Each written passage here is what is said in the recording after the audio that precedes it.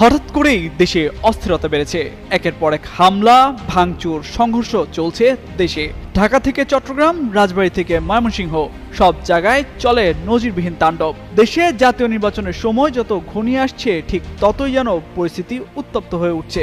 এর মধ্যে নির্বাচন বানচালের ষড়যন্ত্রের কথাও বলা হচ্ছে খোদ অন্তর্বর্তী সরকারের পক্ষ থেকে। কোনোভাবেই যেন পরিস্থিতি নিয়ন্ত্রণ করতে পারছে না সরকার। চট্টগ্রাম বিশ্ববিদ্যালয়ের উত্তেজনা, রাজবাড়ীতে কবর থেকে মরদেহ তুলে পুড়িয়ে দেওয়া, কিংবা জাতীয় পার্টির কার্যালয়ে ভাঙচুর, অগ্নিসংযোগ, কোনো একটা তাণ্ডবও আগে ভাগে সামাল দিতে পারেনি প্রশাসন। আর এখানেই নির্বাচনের সুষ্ঠু পরিবেশ নিয়ে বারবার শঙ্কার কথা উঠে আসছে।